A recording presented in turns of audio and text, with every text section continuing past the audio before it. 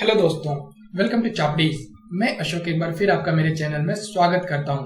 दोस्तों, आज की इस वीडियो में हम देखेंगे कि जब भी आप निफ्टी या बैंक निफ्टी इन दोनों में से कोई भी एक इंडेक्स जब भी आप ट्रेड करते हैं तो ट्रेड करते समय आपको क्या टाइम फ्रेम यूज करना चाहिए और टाइम फ्रेम क्या होता है, इस चीज को जो है आज हम इस वीडियो में देखेंगे।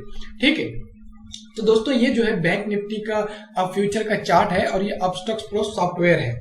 ठीक है, तो दोस्तों अगर अभी तक आपने मेरे चैनल को सब्सक्राइब नहीं किया है तो आप प्लीज अभी मेरे चैनल को सब्सक्राइब कर लें ताकि आप मेरी आने वाली वीडियोस को मिस ना करें, क्योंकि मैं रेगुलरली इसी तरह से स्टॉक और फाइनेंशियल मार्केट से रिलेटेड सारी इंफॉर्मेटिव वीडियोस रेगुलरली आप लोगों के लिए लेके आते रहता हूँ। तो चलिए शुरू करते हैं। तो दोस्तों, जब भी आप निफ्टी या बैंक निफ्टी को इंट्राडे में ट्रेडिंग करते हैं या कोई पोजिशनल ट्रेड भी लेते हैं, जो भी आप करते हैं, हम इंट्राडे के साथ चलते हैं। ठीक है, तो सपोज कीजिए कि आप इंट्राडे में निफ्टी या बैंक निफ्टी इनमें से किसी को भी ट्रेड करते हैं। मैं बैंक निफ्टी के चार्ट में आपको एग्जांपल बताऊंगा, सेम एग्जांपल आप निफ्टी के लिए भी अप्लाई होता है, आप उसमें देख सकते हैं। ठीक है, मैं यहाँ बैंक निफ्टी के चार्ट में आपको बता रहा हूँ। तो बैंक निफ्टी की चार्ट में मान लीजिए कि आप यहाँ पे ट्रेड कर रहे हैं इंट्राडे में, तो आपको क्या टाइम फ्रेम यूज करना चाहिए और वो टाइम फ्रेम क्यों यूज करना चाहिए और टाइम फ्रेम क्या होता है, ये सारी चीजों को जो है आपको जानने की जरूरत होती है।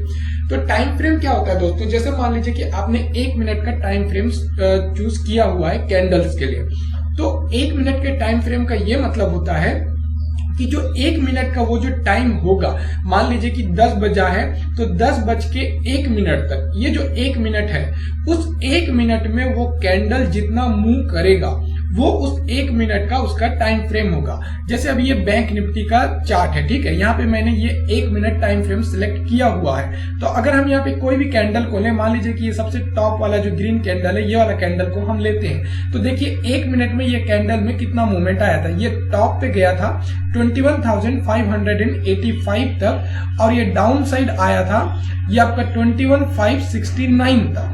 ठीक है, मतलब 1 मिनट में वो कैंडल में कितना मूवमेंट आता है, ये होता है उसका टाइम फ्रेम। अगर आप 1 आवर का टाइम फ्रेम लेते हैं तो वो कैंडल जो है 1 घंटे तक जो है उसका जो टाइम फ्रेम होगा उसके हिसाब से काम करेगा।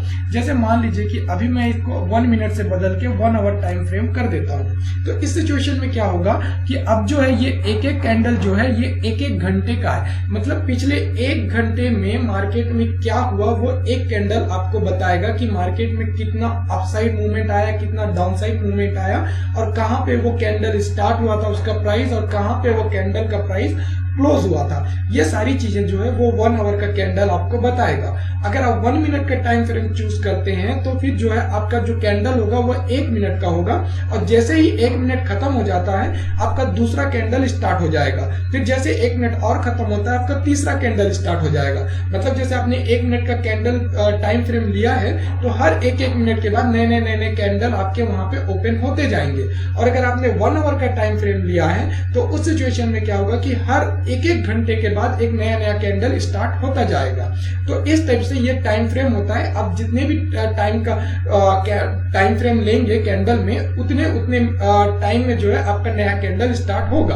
अगर आपने 1 मिनट का टाइम फ्रेम लिया है तो हर 1 मिनट के बाद नया कैंडल स्टार्ट होगा और वो कैंडल आपको 1 मिनट का टोटल मूवमेंट बताएगा।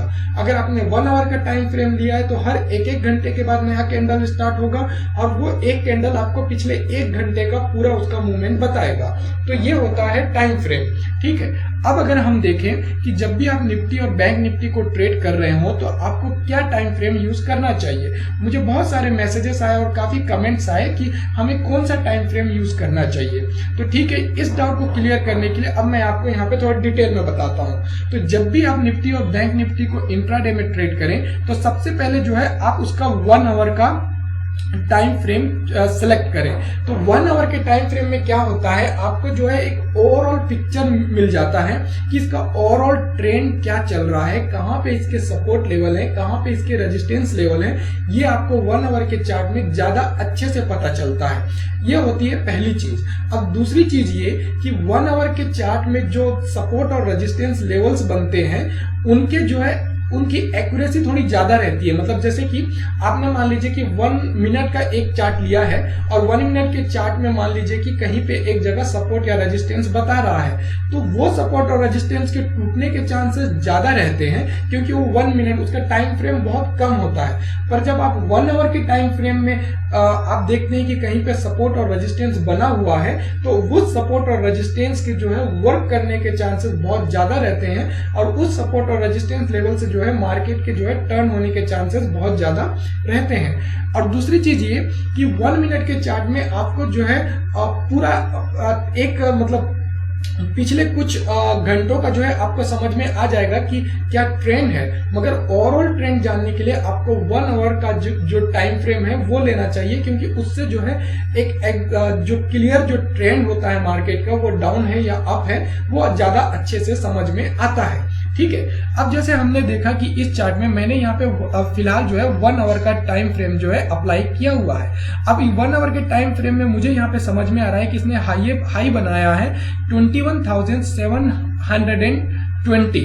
ठीक है, 21,720 का हाई बनाया है बैंक निफ्टी ने, ये हाई है। तो अब मुझे पता है कि ये जो है 21,720 ये एक यहाँ पे रेजिस्टेंस लेवल है 1 आवर के चार्ट के हिसाब से। और दूसरी बात मुझे यहाँ समझ में आई, उसके नीचे जो है ये है 21,580, ये लेवल जो है इसका एक और सपोर्ट लेवल था पहले जो रेजिस्टेंस लेवल था, ये मुझे पता है 1 आवर के चार्ट के हिसाब से।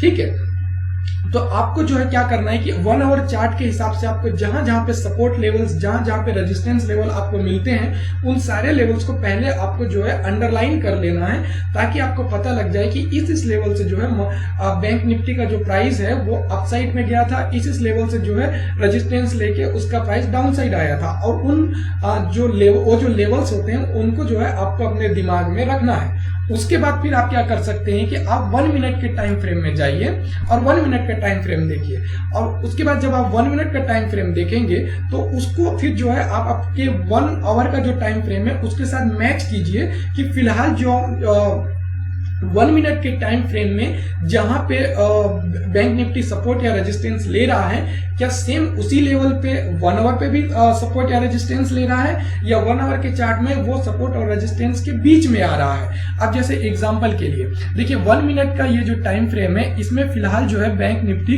21,567 पे ट्रेड कर रहा है ना, और ये ऊपर गया लगभग 21,580 या 75 के आसपास। तो अब 21,580 ये कौन सा लेवल है, इसको देखने के लिए अगर हम 1 आवर के चार्ट में जाएं तो 1 आवर के चार्ट में आप क्या पाएंगे कि 1 आवर के चार्ट में ये जो लेवल है 21,580 ये जो है फिलहाल पहले जो है रेजिस्टेंस के तौर पे काम कर चुका था। तो अभी फिलहाल जो है उसी लेवल पे ये रेजिस्टेंस लेने की कोशिश कर रहा है। देखिए अभी लगभग उसी लेवल पे ट्रेड कर रहा है। तो कल जो ये मार्केट खुलेगा तो कल ये देखने वाली बात होगी कि क्या ये 21,580 के ऊपर जाता है या नीचे आता है। आपको 1 आवर चार्ट के हिसाब से पता है कि वो एक रेजिस्टेंस लेवल है फिलहाल, है ना। तो आप 1 मिनट के चार्ट में देखिए कि फिलहाल कहाँ पे ट्रेड कर रहा है। फिलहाल अगर वो वहीं पे ट्रेड कर रहा है और 1 मिनट का कैंडल भी वहां पे रेड हो रहा है, तो फिर जो है उसकी पूरी चांसेस रहते हैं कि वो वहां से जो है वो रेजिस्टेंस लेगा और नीचे आएगा। और ठीक इसी तरह से ये सपोर्ट पे भी अप्लाई होता है। ठीक है, तो जब कभी भी आप निफ्टी और बैंक निफ्टी को ट्रेड करें, पहले आप 1 आवर का चार्ट खोलें और 1 आवर के चार्ट में जितने भी सपोर्ट और रेजिस्टेंस लेवल हैं उनको अंडरलाइन कर लें और उन लेवल्स को अपने दिमाग में रखें। दूसरी चीज उसका ओवरऑल ट्रेंड देखें कि ओवरऑल ट्रेंड क्या है। उसके बाद 1 मिनट के चार्ट में जाएं और 1 मिनट के चार्ट में देखें कि जो सपोर्ट और रेजिस्टेंस लेवल आपने अंडरलाइन किया था 1 आवर के चार्ट में, क्या उस लेवल पे 1 मिनट के चार्ट में भी यहाँ पे रेजिस्टेंस या सपोर्ट बना रहा है, या वहां पे ग्रीन या रेड कैंडल्स ओपन हो रहे हैं उस लेवल पे। तो जब आप ऐसा देखें तो आप बिल्कुल उस लेवल को ट्रेड कर सकते हैं, क्योंकि उसकी एक्यूरेसी बहुत ज्यादा हो जाती है कि आपको 1 आवर में भी वहां सपोर्ट रेजिस्टेंस मिल रहा है और सेम लेवल पे आपको 1 मिनट में भी सपोर्ट रेजिस्टेंस मिल रहा है। ठीक है, तो ओके दोस्तों, तो ये था कि टाइम फ्रेम क्या होता है और आपको इंट्राडे ट्रेडिंग में किस तरीके से टाइम फ्रेम को यूज करना है निफ्टी और बैंक निफ्टी इंडेक्स में। तो इस टाइप से जो है आप टाइम फ्रेम को यूज कर सकते हैं। ठीक है, तो दोस्तों अगर ये वीडियो आपको अच्छी लगी तो आप इसे लाइक करें, इसे अपने फेलो ट्रेडर्स के साथ जरूर शेयर करें, और आप नीचे कमेंट बॉक्स में अपने सुझाव लिखना ना भूलें। और अगर आपने अभी तक मेरे चैनल को सब्सक्राइब नहीं किया है तो प्लीज आप अभी मेरे चैनल को सब्सक्राइब कर लें ताकि आप मेरी आने वाली वीडियोस को मिस ना करें। And thanks for watching my video. Have a safe and profitable trading for you. Thank you. Bye bye.